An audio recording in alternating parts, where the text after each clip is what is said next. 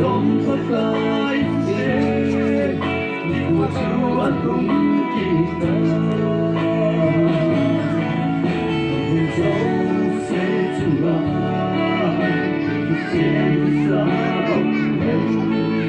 jika tengok saja diri sekian tahun menikung ibadah Tại mãi sama lagi Etna hon sumiri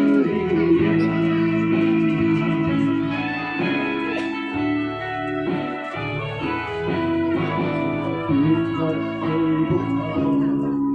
Aleniko Ay tukit satu Iteni sungai Dai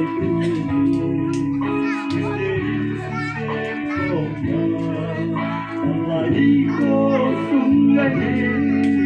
Bangkok na sang manta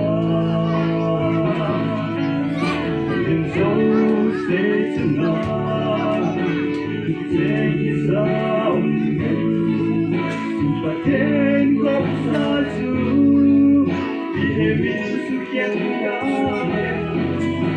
Sumikun hendak Ibadah Mãi sama lagi Etna hon sumiri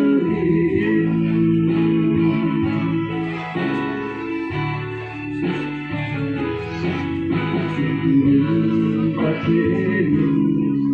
Ede hon sumai Atang nevi song tu Nune panasebi Amani soleha Asola cita ego Tujong bukai te Ikut Tuhan kita Hidup jauh setengah Kisah Jumpa tengok saja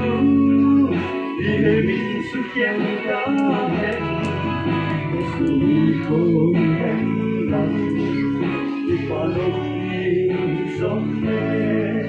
Pakai mai sama lagi Etna hon sumiri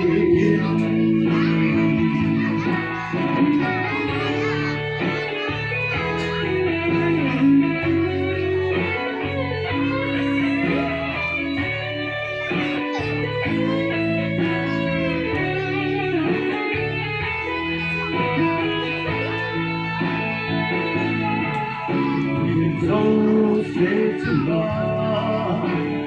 Kisah Jumpa tengok saja Dihemin sekian tahun Sumikun hendak Ibadah ni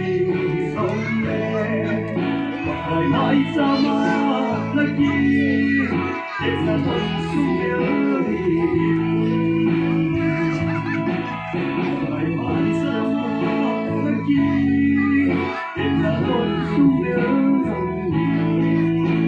Olvídate de